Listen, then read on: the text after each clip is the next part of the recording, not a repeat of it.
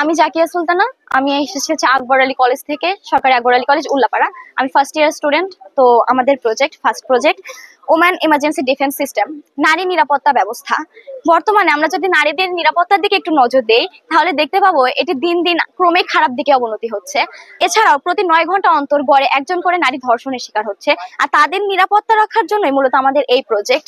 আমরা এটি সার্বজনীন ক্ষেত্রে ব্যবহার করতে পারি, কিন্তু আমরা নারী নিরাপত্তার ক্ষেত্রে একটু বেশি গুরুত্ব প্রদান করছি। আপনি যদি নিজেকে একজন নারী হিসেবে কল্পনা করেন, ধরেন যে আপনি একটু বিপদে পড়ছেন, এখন আপনি কি করবেন? তো সেই মুহূর্তে আপনি এই ডিভাইসটা অর্থাৎ অ্যালার্টম সিস্টেমের মাধ্যমে আপনি যদি এটা অন করেন, তাহলে লাইটিং এবং সাউন্ড সিস্টেমের মাধ্যমে আপনার আশেপাশের লোকজন বুঝতে পারবে যে আপনি বিপদে পড়ছেন এবং আপনার হেল্প দরকার। এখন আপনার কোশ্চেন হতে পারে, যদি এটি নিরিবিলি পরিবেশের ক্ষেত্রে হয়, যেখানে মানুষ নেই, তাহলে সেই ক্ষেত্রে আমাদের এই যন্ত্রটি ইলেকট্রিক শক ডিভাইস। আপনি যদি নিরিবিলি পরিবেশে থাকেন, তাহলে সেই মুহূর্তে আমরা যদি কোনো বিপদে পড়ি, সচরাচর কি করি? আমরা ফোন কল অথবা বিভিন্ন অ্যাপস এর মাধ্যমে আমরা আমাদের রিলেটিভস থেকে সাহায্য প্রার্থনা করি। যে ব্যক্তিকে কল করব, সেই ব্যক্তির আসতে মিনিমাম একটা টাইম লাগবে। তাহলে সেই ক্ষেত্রে আমরা নিজেদের কিভাবে রক্ষা করব? তখন আমরা ইলেকট্রিক ডিভাইসটার মাধ্যমে, ইলেকট্রিক শক প্রদানের মাধ্যমে নিজেকে তাৎক্ষণিক রক্ষা করতে পারবো, অর্থাৎ নিজেকে সেই মুহূর্তে আমরা নিরাপত্তা দিতে পারবো। দ্যাটস ওয়াই আমাদের এই প্রজেক্টটা, যাতে আমরা চাই নারীদের নিরাপত্তা যাতে সর্বোচ্চ পর্যায়ে নিশ্চিত করা সম্ভব। আচ্ছা, এটা আমাদের হচ্ছে দ্বিতীয় প্রজেক্ট। এটা হচ্ছে acid rain working model and how to control acid rain, acid বৃষ্টি এবং অ্যাসিড বৃষ্টি নিয়ন্ত্রণের উপায়। এখন বর্তমানে আমাদের যে কলকারখানাগুলো, তারপরে যানবাহন, এগুলো থেকে যে কালো ধোঁয়া উৎপন্ন হচ্ছে, সেখান থেকে sulphur die oxide, nitrogen oxide, এই ধরনের গ্যাসগুলো উৎপন্ন হচ্ছে প্রচুর পরিমাণে। আমরা জানি অ্যাসিড রেইনের জন্য মূলত এই দুটি গ্যাসই দায়ী। আর এই গ্যাসগুলো যখন আমাদের বায়ুস্তরে এসে উপনীত হয়, তখন জলীয় বাষ্পের সাথে বিক্রিয়া করে সালফিউরিক অ্যাসিড, নাইট্রিক অ্যাসিড, এই ধরনের অ্যাসিডে রূপান্তরিত হয়। আর এর পিএইচ মানটা তখন 5.6 এর নিচে চলে আসে। আর তখন এটি অম্লত্ব ধারণ করে এবং তখন যে বৃষ্টিটি সংঘটিত হয়, সেটি মূলত অ্যাসিড রেইন। আর এটির কারণে আমাদের ভূমির উর্বরতা নষ্ট হচ্ছে, আমাদের স্কিনের উপর এফেক্ট ফেলে।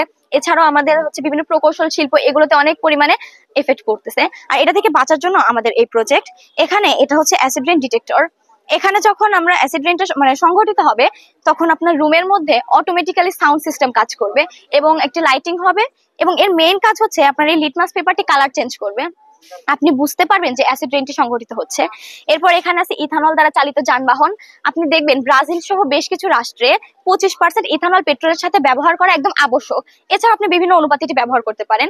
আর এই ইথানলটা মূলত তৈরি হয় শ্বেতসার জাতীয় পদার্থ থেকে, আলু, গম, ভুট্টা, এগুলো থেকে। তাই এটি শেষ হয়ে যাওয়ার কোনো ভয় নেই। এবং এটি ব্যবহার ফলে কি হয়, গাড়ি থেকে যে ধোঁয়াটা উৎপন্ন হয়, তখন সেটিতে সালফার ডাই অক্সাইড এবং নাইট্রোজেনের পরিমাণ অত্যন্ত পরিমাণে কম, যেটা আপনার পরিবেশের জন্য ততটা ক্ষতিকারক না। এটার পরিমাণটা অত্যন্ত নগণ্য।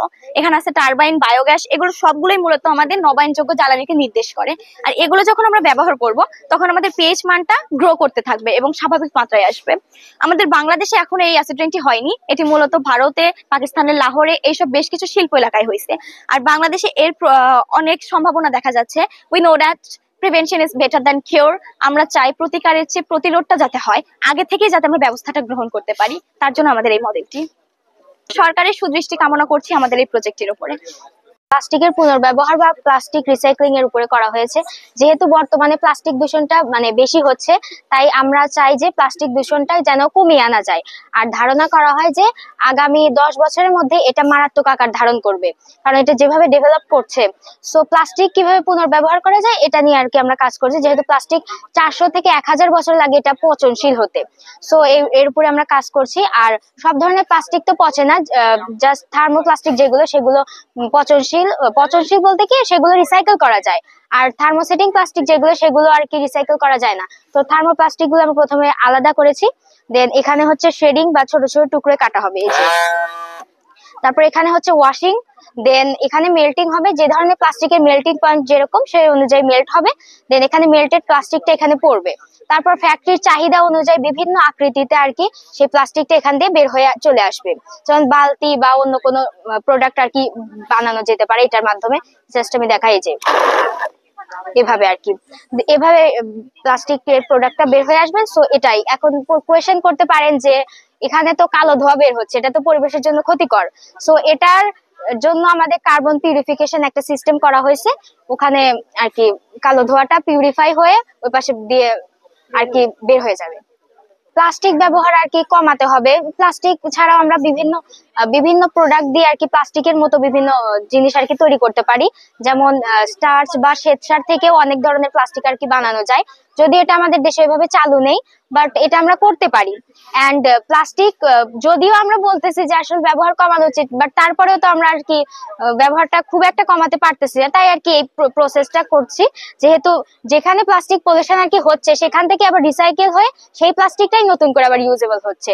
সো এটাই আমাদের প্লাস্টিক পলিউশনের আর কি মূল কারণ ছিল এই প্রজেক্টটা করার জন্য। জনসচেতনতা অবশ্যই বৃদ্ধি করতে হবে, প্লাস্টিক যেন কম ইউজ করি আমরা, তো এটাই।